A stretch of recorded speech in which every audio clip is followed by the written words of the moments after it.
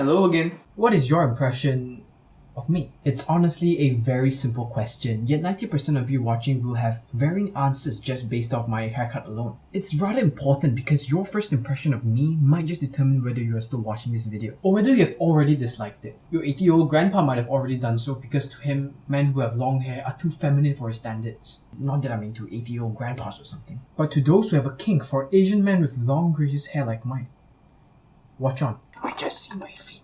As you can see, different people have different preferences, but there will always be an incentive to put together a more desirable image because it dictates whether people will perceive and subsequently treat us in a more positive manner. It's also the reason why so many people are motivated to dress above their financial capabilities. And it's also kind of why my mom doesn't let me go out in slippers and sweatpants because it kind of makes me look like a bum. Trust me, I did it once and the store clerk followed me throughout the whole store. That spanned 2 floors. Thinking I was about to steal something. But what if you don't have the means to present yourself in a desirable manner? Are you fucked? You might not have realized it, but our next go-to option is usually to just fit in. I mean, who wants to be pointed at by little kids when they walk down the street? And trust me, with this hair and a mask on, you have plenty of them asking their parents about your gender. I used to attend a private high school with 4,000 students where everyone had to be dressed in full white from head to toe. And honestly, you couldn't really tell us apart, can you? Landsman, left face for God, country, for country. But since everyone kind of looked the same, the concept of fitting in was an urban myth to me. If birds of the same kind flock together, people of the same kind smoke together. After a few weeks in college, you can quite clearly distinguish the friend groups based on what they wear. There's always a group that overdresses thinking that they are at the Met Gala. Another group who is always in hypebeast outfits with sneakers costing more than your rent. And how could I forget? The group that only wears button-up shirts and take things a little too seriously. But the worst of the bunch are definitely those hippies with man buns. They're loud, obnoxious, arrogant, and simply the worst. It's so funny because I could have sworn that some of them weren't dressed like that in the first week of college. It's like the more they interacted, the more they started to look like each other, which is so weird. It only proves to me that us humans have this subconscious hereditary desire to want to fit in. Or maybe we're just living in a simulation and nothing really matters. Who knows?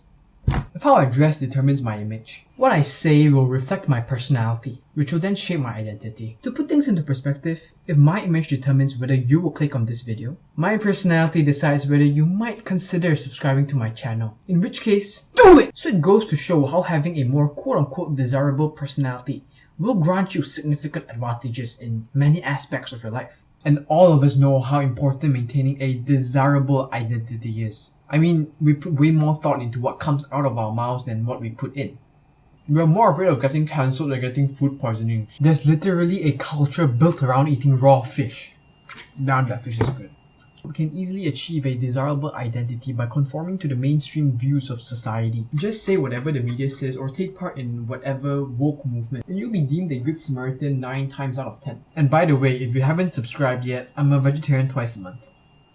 On the other hand, just slightly step out of line and you'll be on a highway to get cancelled. I mean, a Chinese celebrity was literally cancelled because he took a selfie in front of a Japanese shrine. I get it, it's messed up to worship World War II generals who literally committed genocides. But does a holiday selfie really represent his support for the cause? Aren't we grasping at straws and being a little too sensitive here? Do you really care about the hashtag in your bio? Or the woke post that you just reposted in your story?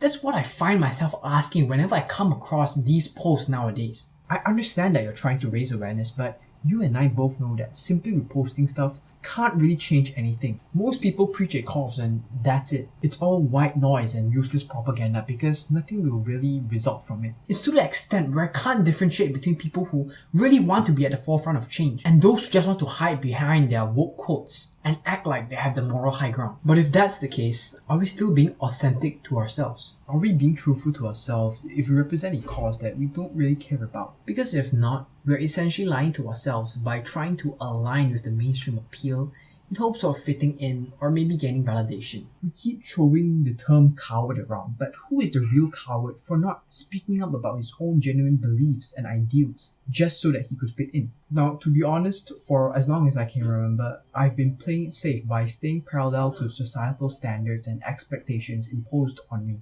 Even though I find myself dissatisfied and disagreeing with outdated concepts, teachings, and ideals, I often turn a blind eye in fear of being mocked and ridiculed. After hearing that, what would your impression be of me now?